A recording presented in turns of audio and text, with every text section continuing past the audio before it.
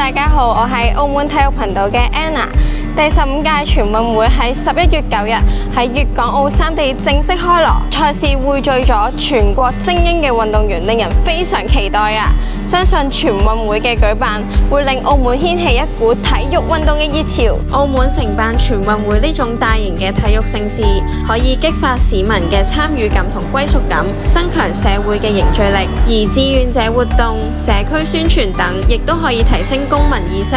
全運會帶動民眾對體育嘅關注，鼓勵居民參與鍛煉，改善健康水平。澳門亦都可以借此完善公共體育設施，培養本地體育人才。今屆全運會澳門承辦5個比賽項目，其中空手道所有項目會喺澳門綜藝館舉行。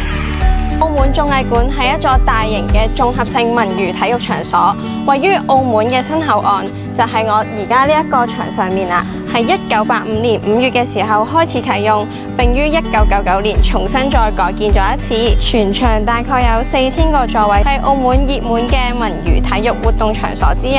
澳門賽區承辦空手道全部8個小項，並產生32面獎牌。比賽日期喺2025年11月6號到8號，記住唔好錯過啦！澳門綜藝館位於澳門半島新口岸金蓮花廣場對面，喺關閘可乘坐10號巴士到金蓮花廣場落車就可以抵達㗎啦。外港碼頭可乘坐28A 巴士到金蓮花廣場落車就到。喺澳門國際機場，大家可以乘坐 AP1 巴士到達友誼馬路行車天橋站，落車跨過金蓮花廣場，即刻可以抵達場地。至於喺橫琴口岸，可以乘坐102X 巴士到友誼馬路行車天橋站，落車跨過金蓮花廣場，亦都可以輕鬆抵達場館。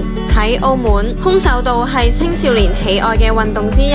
喺呢幾年，澳門體育局同澳門空手道聯盟都積極推動呢個項目嘅發展，透過舉辦青少年空手道學校選材活動、青少年比賽及系統性訓練，發掘同培養有潛力嘅運動員，並成為澳門代表隊建立梯隊。過去一段時間，澳門空手道運動員喺國際以至全國性嘅賽事，亦都取得唔錯嘅成績。跟住呢個環節，我哋玩遊戲送獎品，睇下澳門市民點樣熱愛全運會，齊撐澳門運動員。